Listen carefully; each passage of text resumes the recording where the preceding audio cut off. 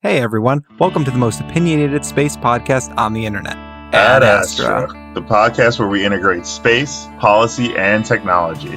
I'm Jack. And I'm Newton. I have a Master's of Public Policy with a concentration in Science and Space Policy. And I'm a PhD in Computer Science and an all-around tech geek. All right, before we forget, make sure to follow us on Twitter at @AdAstra_podcast, like us on Facebook, and subscribe to our mailing list at elemental.fm to get regular updates from the team. And if you like what you hear, give us a review on iTunes and recommend us on Overcast. And go to elemental.fm/win to enter for your chance to win a signed copy of David Grinspoon's newest book, Earth in Human Hands. So Newton, what are we talking about today? Okay, so today we'll recap the latest from Washington, where we'll hear about a tale of two houses of government and hearings about space in both of those houses.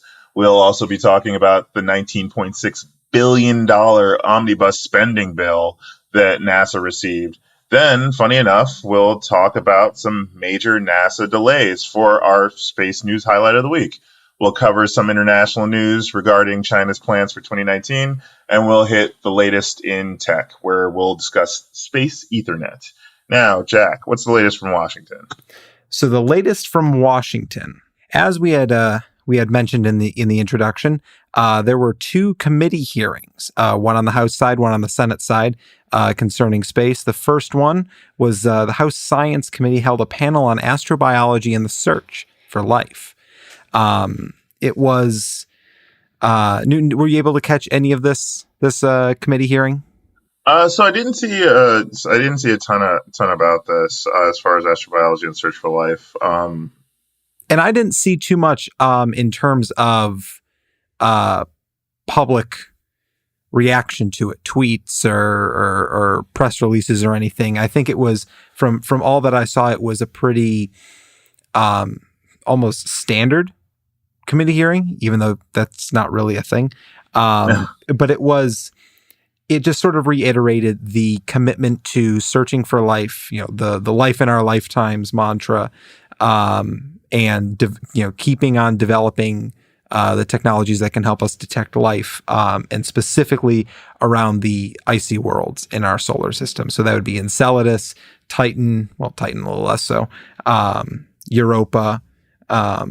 Yeah, it's certainly come into popularity a bit, simply because of the most recent discussions about Enceladus that we mentioned last week, and just discoveries made over the last 10 years, in addition to everything that we've been seeing in our exoplanet research. It makes sense that the House would want to hold they would want to hold a panel on this, get a sense of exactly where we are outside of just what's getting reported in the news media, so on and so forth. So yeah, straightforward. So if link in the show notes for if you want to watch the full testimony.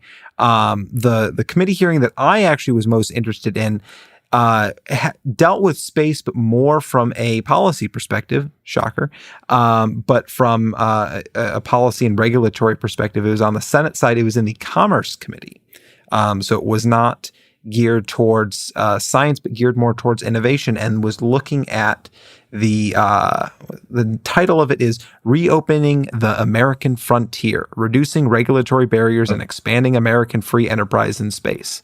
The witnesses were Robert Bigelow, founder of Bigelow Aerospace, Rob Meyerson, the president of Blue Origin, George Whiteside, CEO of Galactic Ventures, and Andrew Rush, CEO of Made in Space. So this was, I think, of the two panels that happened in Washington this last week, I think this was the all-star panel. I mean, this was the witnesses and the senators, namely Cruz and Nelson, were very big on opening up this space frontier for American commercial enterprises specifically.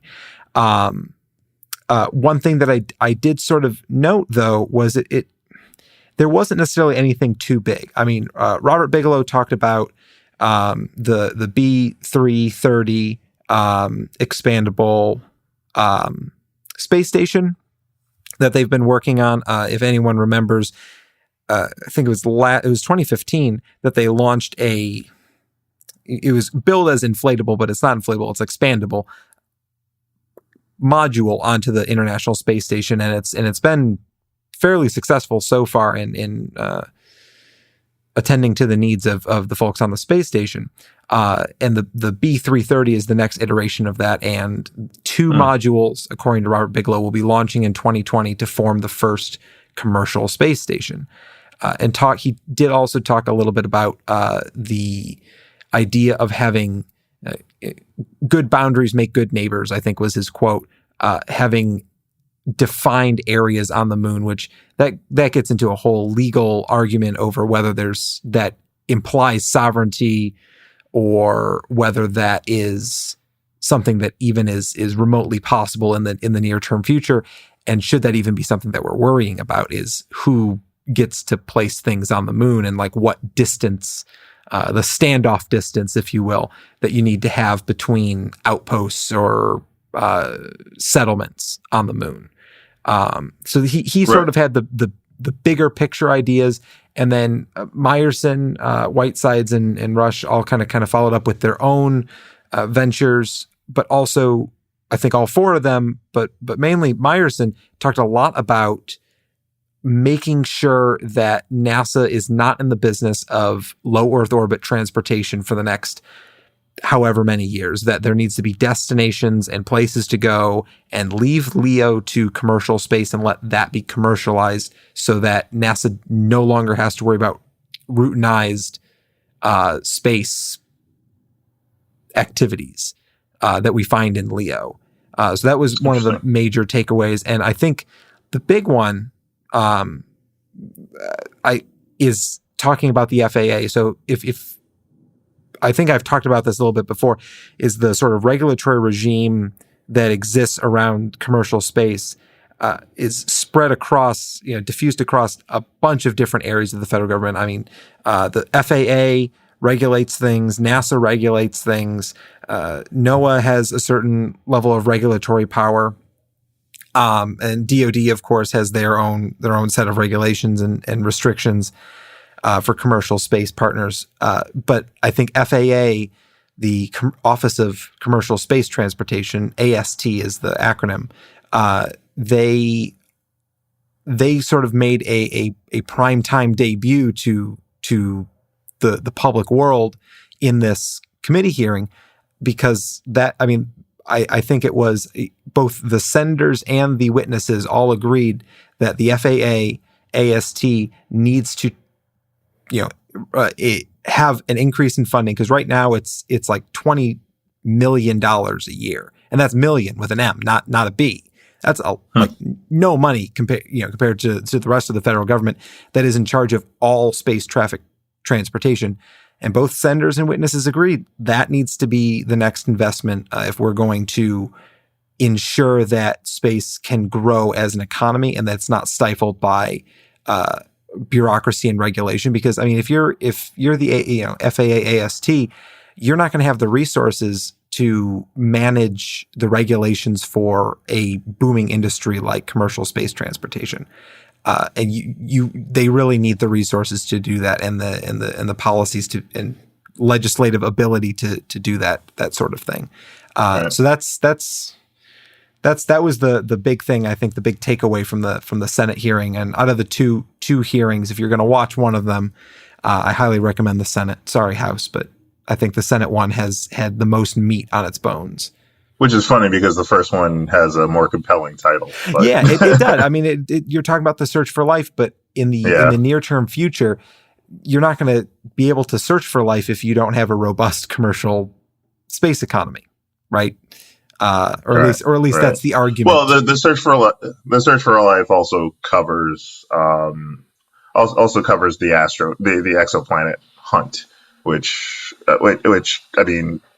One could argue we've been using a combination of both Earth-based and space-based telescopes for that hunt as well. But you're right. You can't have a meaningful search for life without innovation in terms of getting to both LEO as well as beyond the moon. So yeah, absolutely.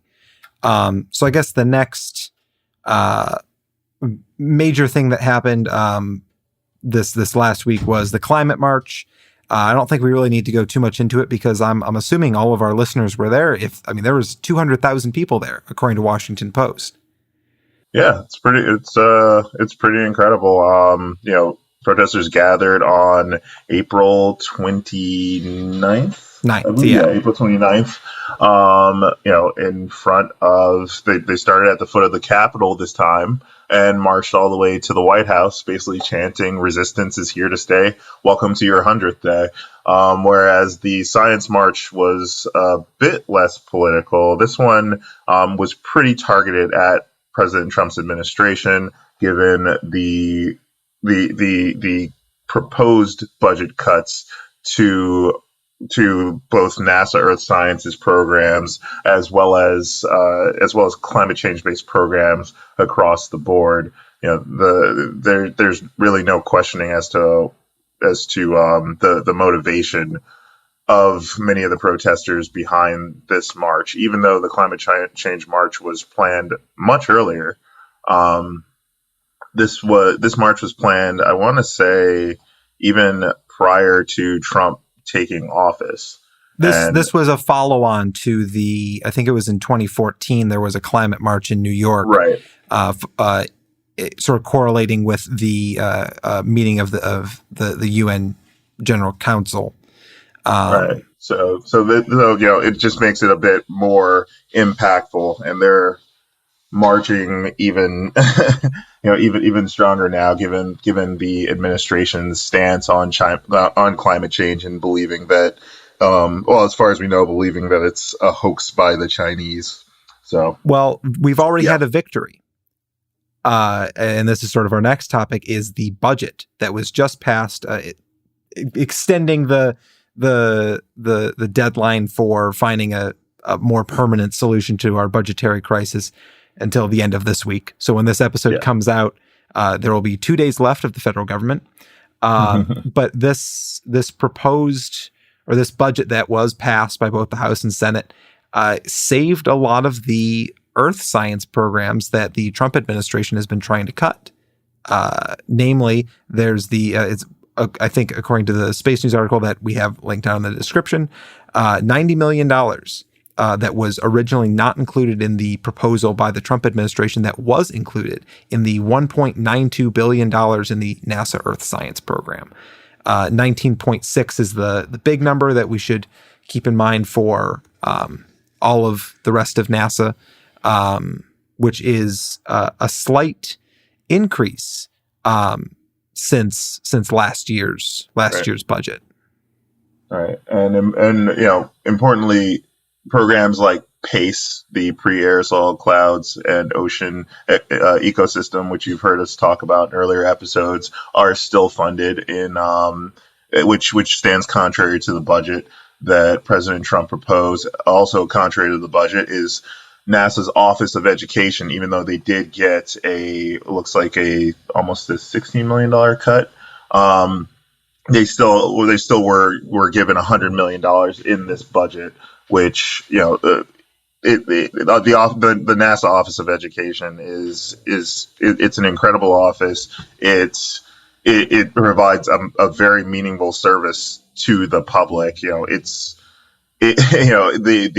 things like the March for Science last week, you could argue that some of the causes that they were championing in terms of spreading knowledge about science to the public and educating the public, has been done extremely well by that office. So it's good to see that Congress, to some extent, came to their senses and continued to fund those things in spite of the president's budget. So once again, you can see the link that summarizes NASA's approved $19.6 billion budget and a breakdown of each of the different areas: Earth science, planetary science, astrophysics, JWST, that were funded through fiscal year 17 in our show notes. Okay, so moving right along to our space news highlight of the week. The Government Accountability Office, our best friends at the GAO. Everyone's best friend at the GAO expects EM-1 to slip into 2019. This is the mission that was scheduled for, I believe it was November 2018. They expect it to slip into 2019, and NASA actually agrees. So, the exploratory mission 1, or exploration mission 1, rather, was set for November 2018. This was, going back probably to our first couple episodes talking about, late 2018 is when everything's going to happen. Well, now it's going to be early 2019. This report from GAO basically describes the situation on the ground for the three components that make up this EM system of the Space Launch System being developed in Huntsville, Orion, which is being developed basically everywhere, and the ground systems being developed in Florida to accommodate the massive size of the SLS and the requirements for the Orion capsule. Unfortunately, according to this GAO report, Orion is holding the program back because it has run out of reserve days that it can push back its schedule.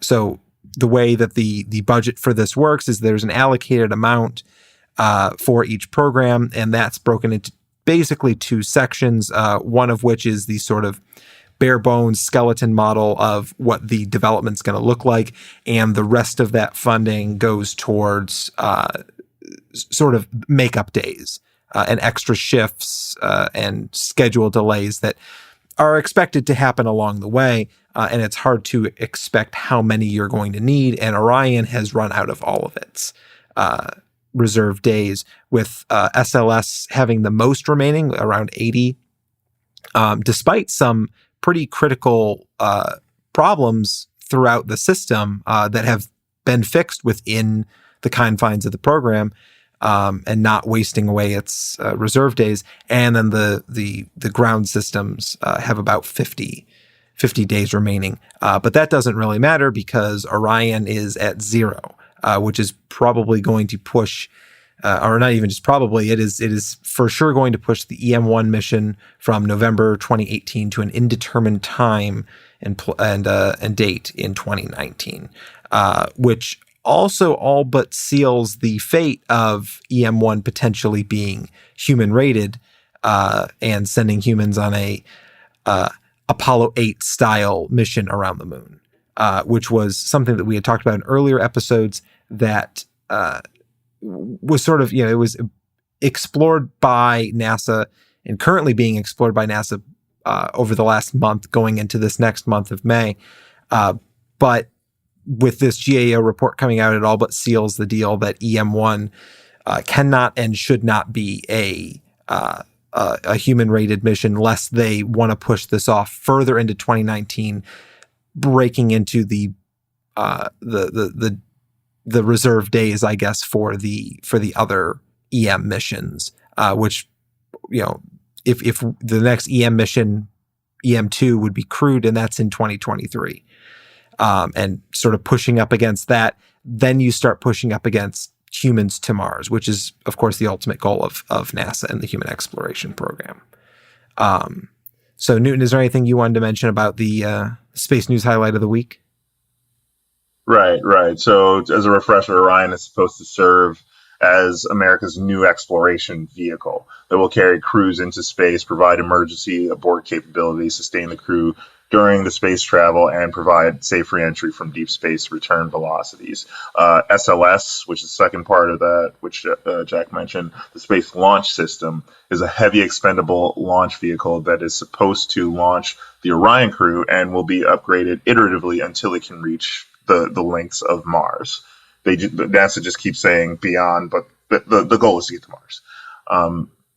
So NASA established an agency baseline commitment, which is the cost and schedule baselines against which the program may be measured for each program. And they committed to being prepared to conduct one flight for EM-1 no later than November 2018. But it seems some setbacks have gotten in the way of them going on that mission. So during EM-1, the SLS vehicle was scheduled to launch an uncrewed Orion to a distant orbit some 70,000 kilometers beyond the moon.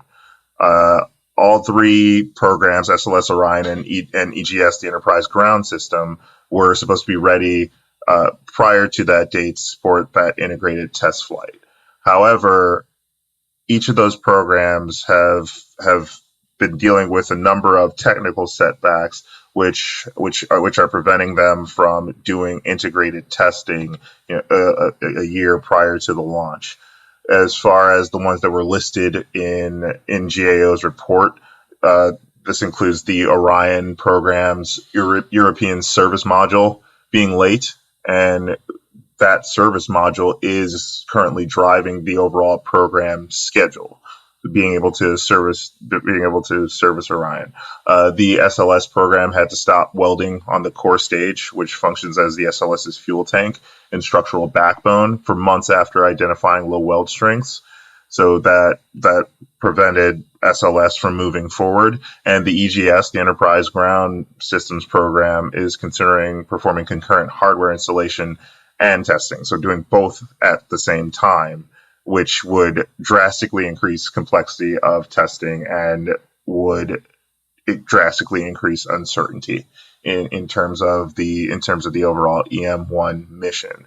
So with all of that said, GAO doesn't think that they will get there in time for the November 2018 launch. And NASA Associate Administrator for Human Exploration and Operations, Bill Gerstenmaier, came out and said that he agrees with GAO's assessment. He stated that NASA would complete its analysis of a new launch readiness date by September 30th, 2017.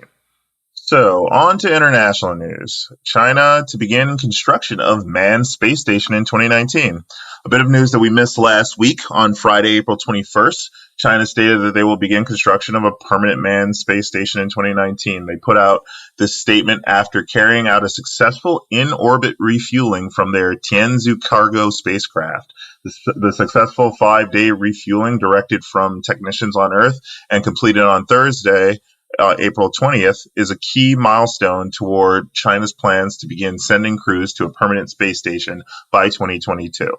China's President Xi Jinping, has prioritized advancing China's space program to strengthen national security. Meanwhile, the U.S. Defense Department has highlighted China's increasing space capabilities, saying it was pursuing activities aimed at preventing other nations from using space-based assets in a crisis. So that's a very interesting development in terms of sort of what we've been seeing the last couple weeks, the last couple episodes specifically. It seems like China's always in the news. Almost like China's the new Elon Musk. It's always in the news, it seems. But yeah, I mean, the refueling operation, as well as the docking attempts with the already in orbit Tiangong 2. I hope I'm not butchering that. The space lab that they have in orbit currently, that will be the that has already seen taikonauts, which are the Chinese astronauts, has already seen taikonauts living there a couple of years ago, and will be the foundation for any future Chinese space station. So congrats to China. It seems like they are progressively moving towards becoming a major player in the space arena. And unlike many folks, China's using national security as a means to justify its space program, which is understandable because that's exactly how we did it.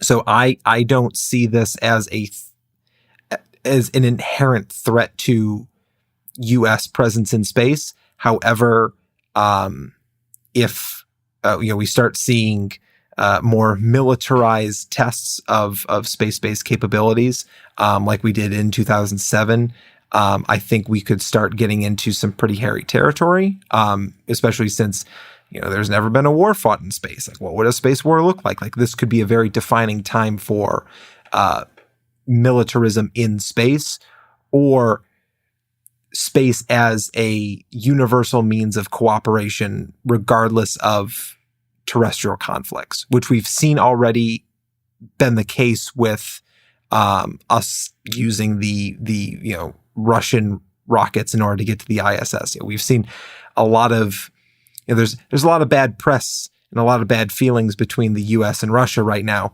but yet we still have these agreements that they're upholding on their end and we're upholding on our end. It'll be interesting to see where this development with China goes and what the U.S. response is.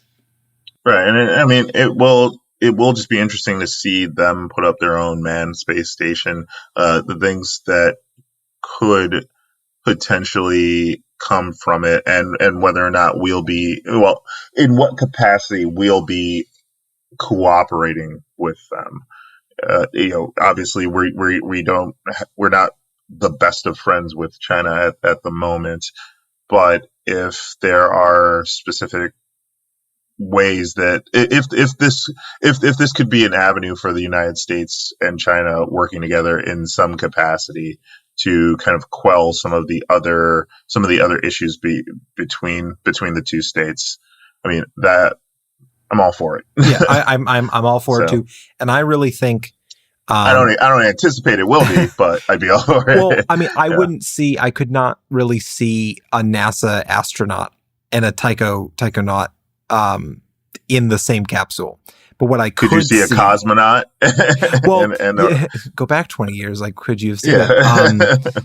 But I really think what we're going to start to see with the rise of commercial space, and most of them being American companies, that's sort of the way that geopolitics will play out, is through these commercial partners sharing technology across the Pacific with our Chinese partners. Of course, there are ITAR restrictions and everything that have to be circumvented with this. But I think that using commercial players as a means of not influencing the Chinese space program, but building relationships with it is certainly a possibility. I just don't think NASA really has it in their budget to open up low Earth orbit again, but just with a different nation. But I think if they okay the transfer of technologies from NASA or NASA contracts to China, I think that could facilitate a commercial Chinese relationship, which could be beneficial because that could open up new markets and other things. I just think it could be very lucrative, and the downsides are very small right now. Unless it becomes apparent in a couple of years or even a couple of days, with the way that China is coming out with news today, that it isn't their intention to be peaceful in outer space, but they're as peaceful as we are right now, it seems. Yeah. So that's sort of the only international update we have for you this week. And Newton, you have some information on latest in tech. NASA is running out of spacesuits. So yeah, NASA's running out of spacesuits. So in a recent audit by the Office of Inspector General, NASA realized that at its current rate, it would not be able to supply sufficient EMUs, that's extravehicular mobile units, otherwise known as spacesuits, for particular ISS missions through 2024. And that's not even accounting for if the ISS operations are extended into 2028. NASA continues to deal with an array of design and health risks associated with the EMUs used by ISS crew. With that said, only 11 of the 18 original EMU primary life support system units, the spacesuits that you see astronauts in on the famous spacewalks, are still in use. Despite spending nearly $200 million on NASA's next generation spacesuit technologies, they're still years away from having a flight-ready spacesuit capable of replacing the EMU or suitable for use on future exploration missions, like to Mars, for instance. And different missions require different designs, so lack of a formal plan and specific destinations for future missions has complicated spacesuit development. Moreover, the funding dedicated to spacesuit development has been reduced in favor of other priorities, such as an in-space habitat, which that's a reasonable thing to weigh against it. Getting an in-space habitat is, I think, it's higher risk, but potentially higher payoff. If we're able to start working out some of the issues with a higher potential payoff. So it comes down to, do you want spacesuits to do missions in the short term, or create a sustainable way for us to have longer term space missions, but not have those until, I would estimate until the late 2020s, early 2030s. So the thing is, between that, between the funding being pushed over to in-space habitat, the Constellation program being canceled, and a recommendation made by officials at Johnson directly in 2011, the Office of Audits at the Office of the Inspector General is now questioning NASA's decision to continue funding a contract developing those suits. Rather than terminate the contract, NASA paid the contractor that's currently developing suits $80.8 million between 2011 and 2016 for spacesuit technology development, despite parallel development activities being conducted with NASA's Advanced Exploration Systems Division. So this may be one where they just want to hand it over to AES, and dedicate the rest of that funding over to in-space habitat. Jack, you got any opinions on that? I mean, what would you then think is the influence? Because I noticed you mentioned that part of the reason why it's our development of new spacesuits has been slow is because there hasn't been a destination that we're making the suits for.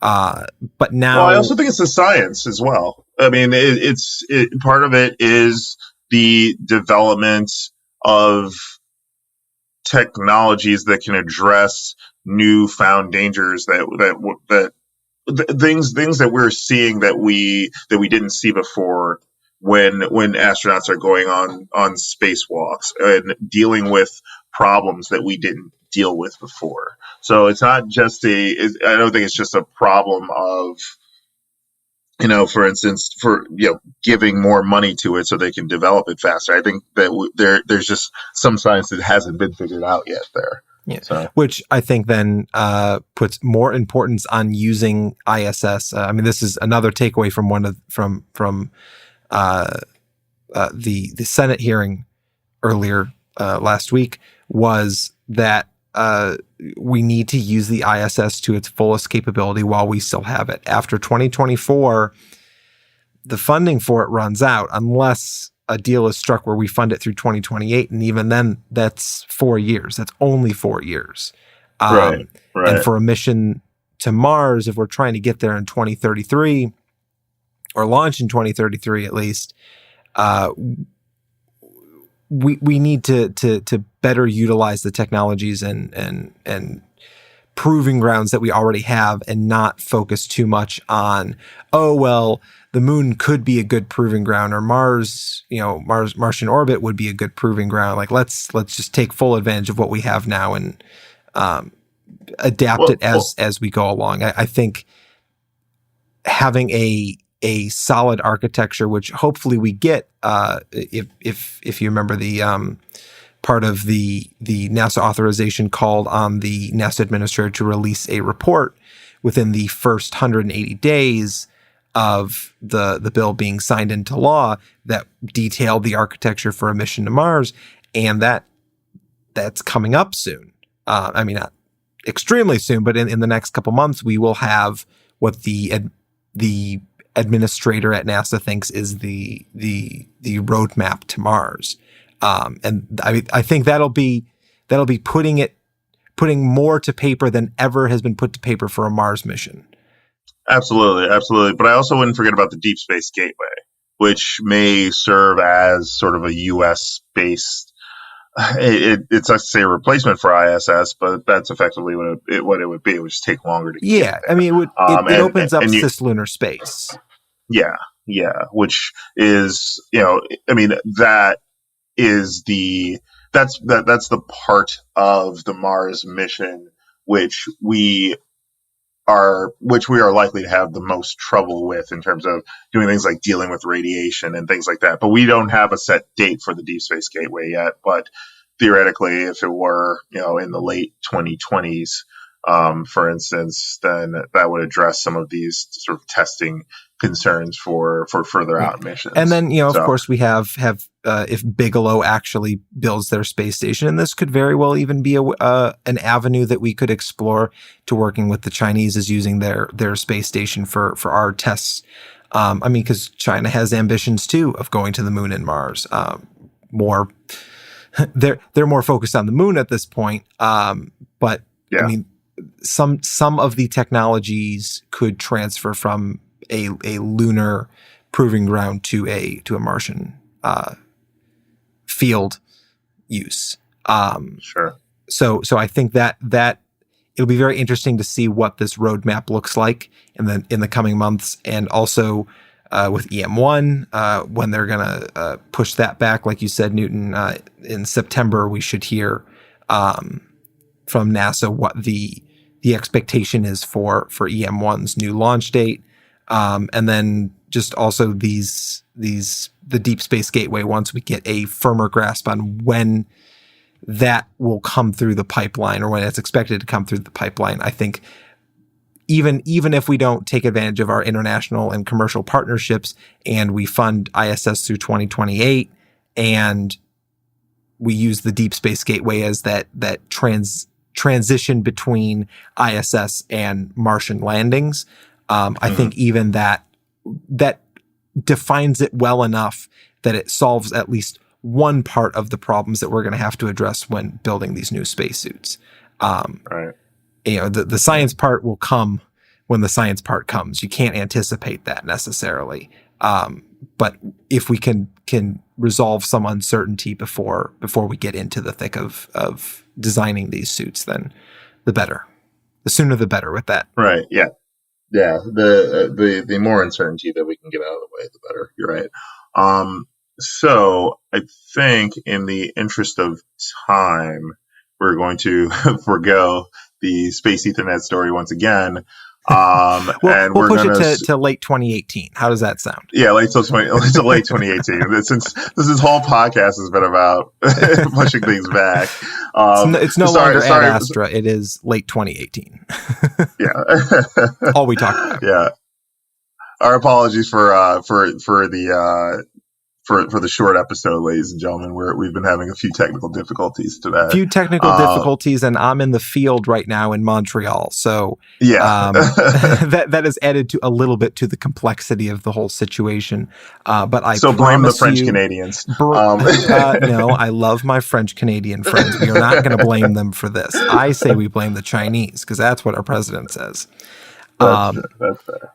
But I promise listeners that next week's episode, coinciding with our section Coming Soon to Space, will be a great episode.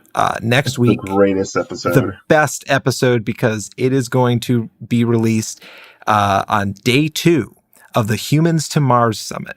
This is my third summit.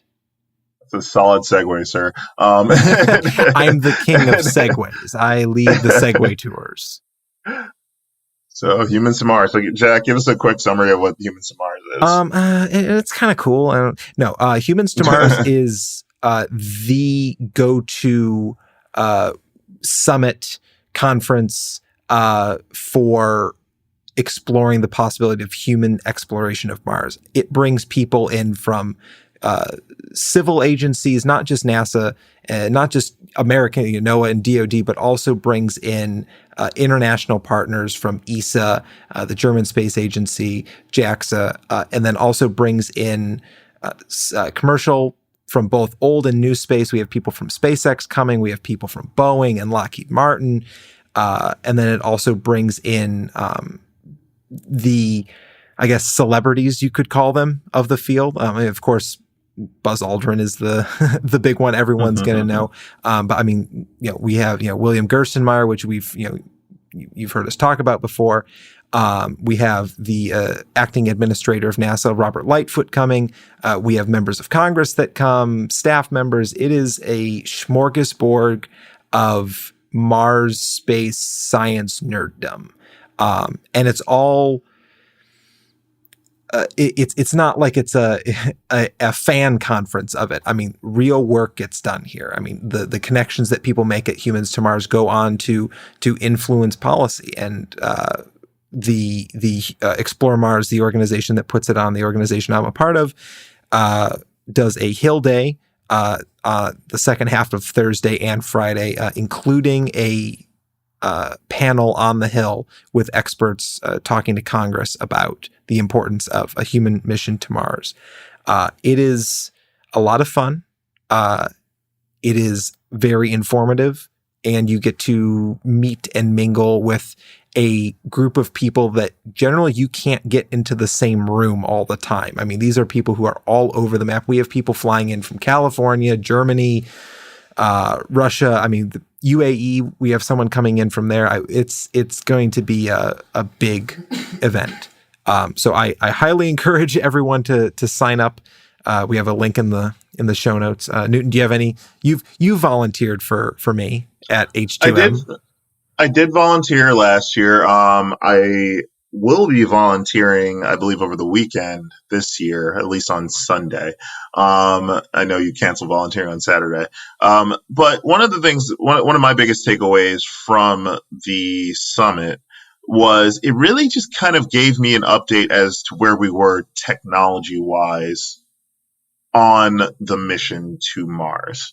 And I thought that was one of the one of the most useful things that I found from going to the summit, just getting a sense from all of these sort of private organizations where their technologies were.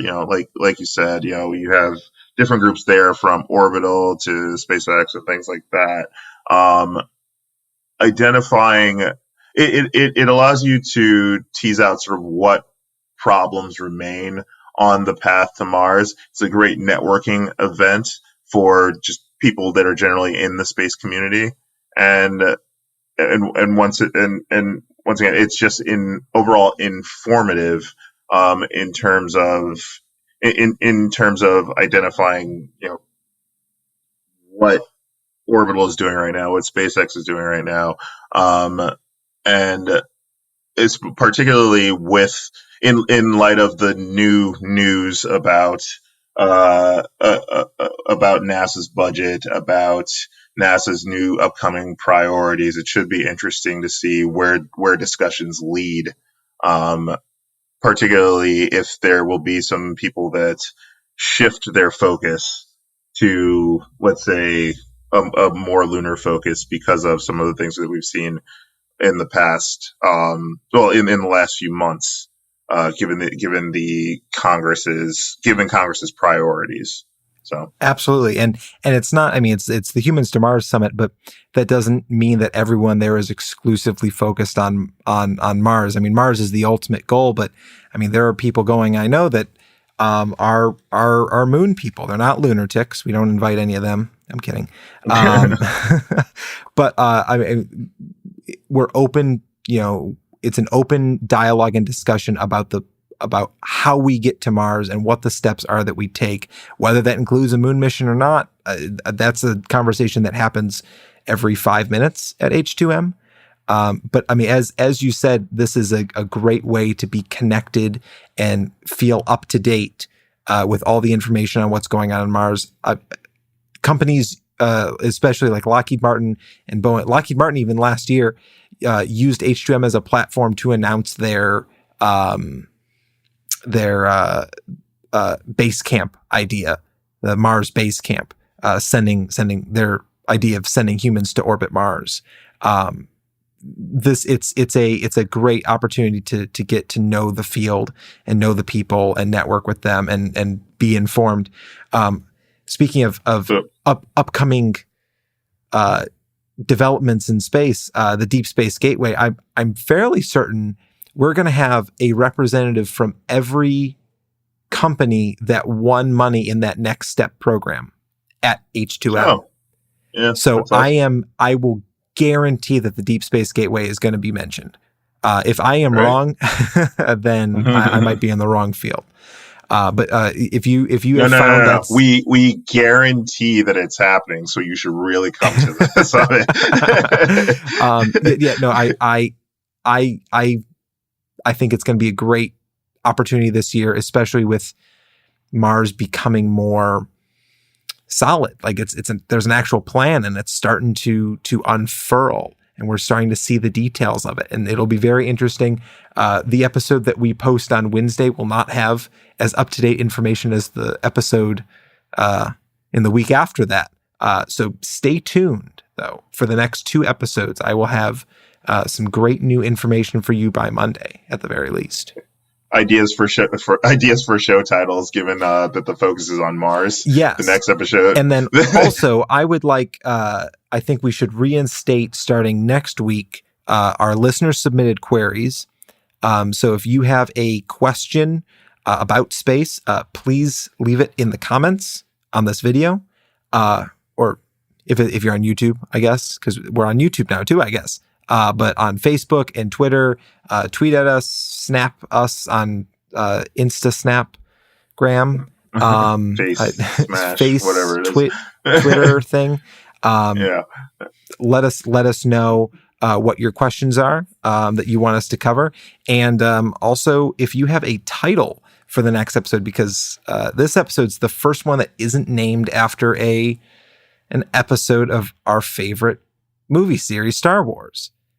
So we need help coming up with names. If you have something specifically Mars focused, let us know in the comments. All right. So once again, we're going to keep it short this week, given that we're barely holding on to a connection. Holding on by a thread. Yeah, we're holding on to an internet connection by a thread. So on that note, don't forget to follow us on Twitter, Facebook. Join our mailing list at elemental.fm. And there's only like 2 weeks left. You guys have got to sign up at elemental.fm/win for your chance to win a signed copy. This is a signed copy of David Grinspoon's newest book, Earth in Human Hands. It's Dr. FunkySpoon. Dr. FunkySpoon's. It's a great book. I've been thumbing through it. It's sitting in my apartment right now, a signed copy. And I don't want it anymore. Someone win this. Someone take it off my hands. If you're in the DC area, you get a chance to meet us, and we'll go to Nando's or something. Yeah. But yeah, that's all we have for this week's short episode. But we're looking forward to next week. So as always, I'm Jack, and I'm Newton at Astro.